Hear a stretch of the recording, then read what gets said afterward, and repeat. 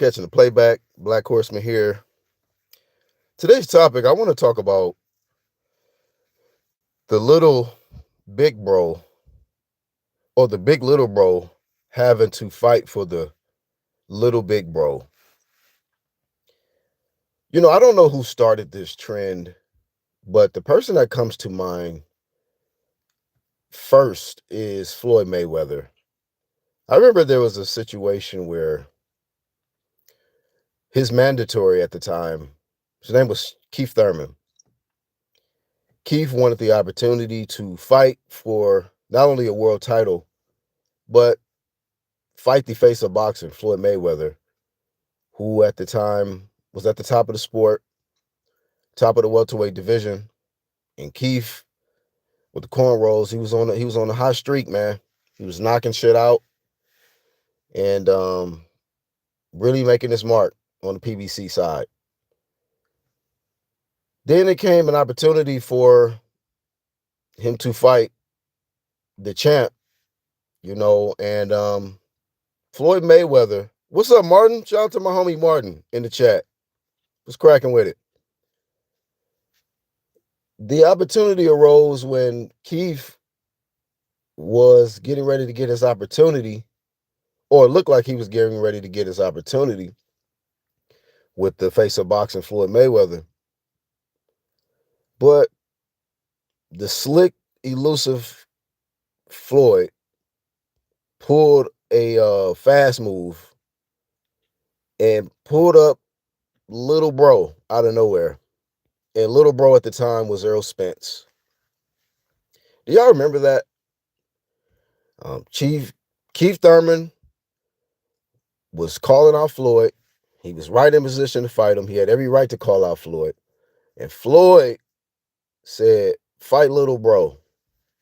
Errol Spence. He's the truth. He's the next one." He gave me work in sparring, and all these rumors, started just um going viral all over the internet that Errol gave Floyd that work and sparring, all this stuff. We didn't even know who Spence was. We was just like, who is this nigga? He was a quiet, humble dude. So, my first, awareness of Errol Spence came from this situation where um Keith was calling out Floyd. Floyd said, "Fight Errol." Of course, we know the fight never materialized between Keith and Errol. We don't have to go down their careers and where they're at now. But I wanted to start off with that because when I look at this situation, or a particular similar situation with the Shakur Stevenson, you know, there is a good fighter in the sport that has been calling this guy out for the fade.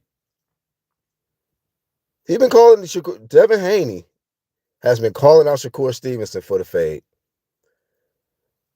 But for some reason, Big Bro Shakur is not entirely ready right now. Doesn't appear that Shakur is ready to go up another weight class and challenge Devin Haney. So what he does is kind of like same thing what Floyd did, when he got called out for a fade, a very tough fade. He basically said, "Fight little bro." And Keyshawn is been put in the little bro category by Shakur Stevenson. And the thing about it is, Keyshawn is the one that is not requesting no catch weights. He's not requesting no rehydration. And I know that the fight hasn't materialized yet between Keyshawn and Devin, but he's the only one that seems like he got that energy and the heart to really go up there and challenge Devin.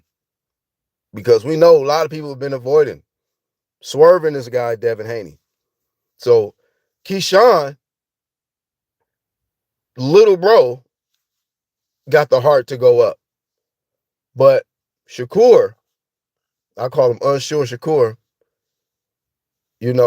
don't want to take that risk. He'd rather have little bro fight his battle. And where do they do that at? Somebody have a fight, get called out for a fight, and they say, "Oh, what? You want to fight me? Nah, fight my little bro." You know what I mean? Fight my little bro first.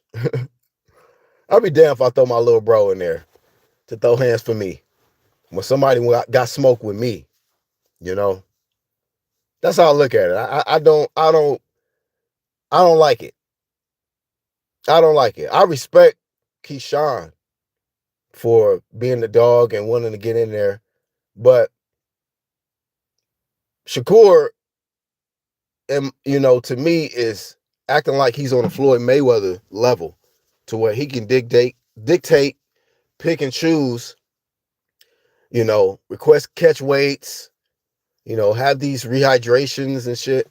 Because Floyd went through that period, man, where he was having his way, trying to have advantages, and this is a guy we consider pound for pound, and if you elite, your skills should just pay the bills. And I'm not saying Floyd's skills didn't pay the bills, but there is times when it wasn't just about his skills. He had maybe a catch weight clause or some situation where he was going to have the advantage. So I'm always have frowned upon certain boxers throughout the years who are always looking for an advantage. We seen Shakur out here talking about he want to fight Conor Benn, but he want that same rehydration clause that Conor Benn applied to the Chris Eubanks fight. And it's just strange. I'm like, why? Why would you, with your skill set and your ability, why do you need that? Why do you even want to have that as an asterisk on the victory if you was to beat him? Because people can say, oh, yeah, you beat him, but you had a rehydration clause on him. That's not respectable. That asterisk of Floyd Mayweather beating Canelo, that's why a lot of people say Bud Crawford's win is more better, because Bud went up to Canelo's comfortable weight, didn't have no rehydration clause, wasn't no catch weight. It was his natural weight, and beat him at his comfortable weight. That way, there's no excuses about, oh, well, I was drained. I was, even though Canelo out here making excuses now, talking about his body couldn't go or whatever, but there is really no excuse for Canelo. Canelo said it was easy money and got cooked, so Bud get all the credit for being a G and not looking for no shortcuts or no advantages. If Keyshawn goes up and challenges Devin Haney and wins fair and square with no rehydration, none of that, he gonna get all the credit, But I just don't like the whole, big little bros taking phase for the little big bros and shit. And then the little big bros is the ones that getting all the hype and the praise for doing sucker shit. To me, this is low-key sucker shit. There was a time period when a fight could have materialized between Shakur and Devin, and he turned down the offer. Now, a lot of people would defend Shakur, said that he took it to the WBC, was trying to get the purse, taking the purse bid or whatever. But that fight didn't materialize. Devin Haney moved on to bigger and better things. So has Shakur. But now there's another opportunity, man, for him to be great, winning a 5th weight class like his big bro, Bud Crawford. All you have to do is challenge the big dog in the big weight class. You got that energy with Tio, you just ain't got the energy with Devin. And it just makes me question, like, well, he's always been, 1 weight class behind Devin. And when there was an opportunity for them guys to catch, to throw hands, that just didn't happen. But once again, like I said before, just like the Floyd Mayweather situation, Shakur want to throw little bro in there. Fight little bro. Like I said before, fight little bro. Then we will see, same thing with the AB shit. Well, not really the same thing, but, yeah. I mean, he little broed Adrian Broner. After Adrian Broner got his ass whooped by Maidana, then he wanted to jump in there and try to save little bro or whatever. So I don't be feeling all of this big bro, little bro, and it's just too buddy, and then it's just, you got the guy who has less accomplished the least, less than Shakur, but got more heart, seemed like he got more heart. I'm not saying it wasn't a great win for Shakur, but to me, Tio wasn't really all of that.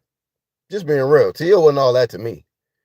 Had a war with Steve Claggett, got lost to Kambosos, really got cooked by Sandor and Jermaine Ortiz. So it's just like, yeah, I mean, we know what they did with the hype shit that they did with T.O.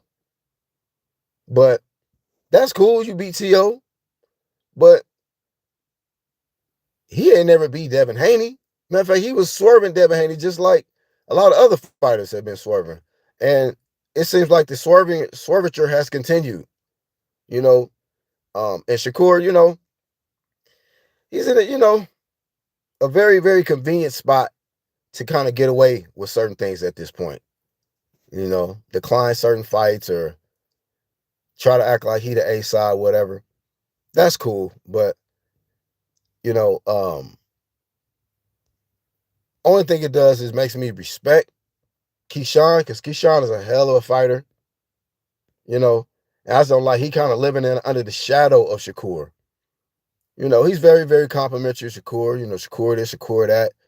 And Keyshawn does say stuff like, I don't love boxing. Shakur do. So I get all of that. But if this boy was 100% involved, because I was just watching some fights the other day of this dude. I was like, man, Keyshawn is a hell of a fighter, man. Hell of a fighter. I just wish he was 100%, focused to the sport. Give it your all for a good amount of years and then get out the way like Bud Crawford did. I just wish he would have that type of drive, but it's just like, I don't really know what his goals is in the sport, because he calls himself the businessman. He want to make the money, but he's so fucking talented to where I feel like he could beat a lot of these dudes, man. I give him a good chance to beat Devin Haney. I really do. So all I'm simply saying is I have higher respect for Keyshawn right now than I do for Shakur. I have Shakur higher on my pound for pound list, of course, but I just don't respect the, you want to duck one guy, you ducking Devin, but you want to fight the bigger guy and Conor Benn. Conor Benn is followed all the way up at 154 pounds, So it's just like you pick and choose on what risk you want to take when you can get more. You will get more out of defeating Devin Haney than beating a Conor Benn, a guy who cheated in the past and has never won a world title.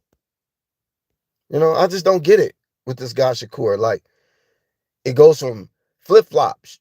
Legacy, okay, then let me go after the bag. Legacy, I mean, the bag comes with the legacy, but then it's just like, let me do this for clout, I guess. Because maybe that's what you fight Conor Benn for clout. Maybe get you some more UK fans or something. I don't know. But Conor Benn is a waste of time. He's a waste of a slot on your resume on BoxRec, man. I do not want to see Conor Benn on none of these dudes' resume. Devin Haney's resume, Shakur, Keyshawn. Shout to Charles, man. None of these dudes. Because that guy hasn't deserved an opportunity to fight none of them. He ain't beat nobody. A weight drain Chris Eubanks is not enough, man, to fight some of these elite fighters. It's not enough.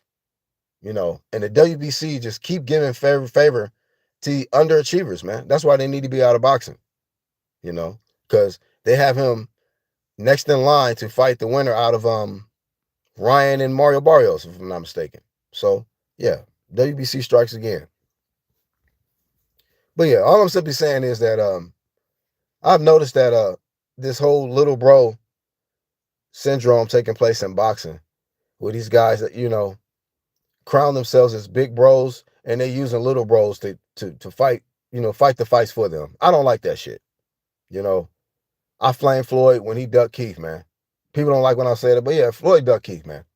And I'm flaming Shakur, man, for ducking that work with Devin Haney, bro. You can go up and wait. You can go up and wait and challenge Devin Haney, bro. You've been saying for years how you much better than Devin Haney and you do this and that. Well, why don't you have that same energy now? Why don't you? I mean, all this bragging that they talk about he did in sparring versus Devin Haney. But maybe with the smaller gloves, you ain't that confident, man. You ain't too confident when without them 12 ounces, pillows, 16-ounce gloves or whatever you be wearing in sparring. When you sparring these dudes. When these guys got the smaller gloves on, now, you want special adjustments and requirements for these fights to be made, man. So a lot of these guys just making Devin Haney, really look like, Debo Dev, as they call him, man. Because of the stuff that they doing. But Keyshawn, I respect him. This is big bro until further notice. Shakur, you little big bro, or big little bro. You the little bro until further notice. Keyshawn is big bro because he's willing to take the big risk, man. I feel like going up to fight Devin Haney is a big risk. And if he's willing to do it and Shakur's not, then guess what? You've been demoted, Shakur. You're a little bro now. Jamal was doing all this. They was doing all this, Jamal and, the twins. Oh, yeah, Jamal, that's the big bro. Jamal's the big bro. But then when I started to see how their careers was progressing and how Jamel was taking all the risk and Jamal wasn't doing shit, I'm like, that's little bro. What the fuck y'all talking about? Jamel is the big bro. Jamal is little bro. I don't give a fuck if he was born a minute later, a minute early, before him, 30 seconds before him, whatever. Doesn't matter. Jamal's a little bro until further notice. And he has done nothing to this day. He has done nothing to change that. So, Shakur, you're a little bro, man. You're a little bro. Stop calling Keyshawn little bro, man. This man is trying to do big things, man. I'm taking bigger risks than you. So the little, T.O., that was a good win. And I give you credit because you beat the number one guy in 140. But that's light work. That's light work. Kambosos already took care of that. Sandor took care of that too. So, I'm not really giving you, I'm not jumping, shouting and shit like somebody in church because you beat T.O., bro. I'm not doing it. It was cool. It was a good performance. I was impressed by your performance. But as far as who you beat, I was like, oh, okay, it's T.O., whatever. Whatever. You beat Mr. Bud Light and and with his crackhead daddy. So who cares, Viva Jersey and Puerto Rico, Shakur. But why are you not stepping up to fight Devin, man? So that's my thoughts today, man. On little bro Shakur and how he's trying to use Keyshawn as a shield, man. I don't like that, man. I didn't like when Floyd did it. I don't like when none of these guys do that shit. I'm sure somebody else has done it before. Where, whatever, man. Fight him first, and then we'll see. No, Trick, they're calling you out. So in a way, man, like that's why I say I hope people follow the footsteps of Terrence Crawford more than they have done with this Floyd shit. I think this Floyd dynasty era, whatever's over with, where everybody's still trying to be like Floyd. It's a lot of shit that Floyd influence, his influence wasn't all that great on the sport. That's all I'm saying. Hell of a fighter, but as far as how he moved, man, it wasn't all that. Shout out to my dog Ronald Finkley in the chat, man. Mountain King Boxing. Catch weights, ducking mandatories, never really, not becoming undisputed, cherry picking, So, yeah, man. It's a lot of things that I can criticize about Floyd's career and how a lot of people have adopted some of the formula of Floyd. And a lot of the formula of Floyd ain't good, man. It's not. Let's just be real about the shit. Yeah, he's had some spectacular wins and whoop-de-whoop, and he beat this guy, beat that guy, but Floyd was moving funny. He was moving funny. And he wasn't always on some big champ shit. He ducked certain fighters, man. And used little bros as shields, man. So stop using little bros as shields out here, man. So I rock with you, Keyshawn. I did flame you for, getting off track, but that's only because we want you to do better over here, man. We want you to stay focused because you in a brutal sport. You in a brutal sport. But Shakur, no more hiding, man. You're a great fighter, bro. Nobody's here to shit on you and say that you're not a great fighter. You're a great fighter. But stop hiding behind little bros and shit, man. Tired of that. And y'all stop trying to run and say, oh, Floyd did it. So what? Fuck what Floyd did, man. Nobody care about that shit. You know what I mean? Whole new chapter, dog. And that'd be the thing about it, man. With Shakur, why I'm definitely really flaming him, because your big bro is Terrence Crawford. This is unacceptable, man. You seen what Terrence did. You can't be saying, yeah, I'll just, follow my big bro footsteps. Well, big bro wouldn't do this, man.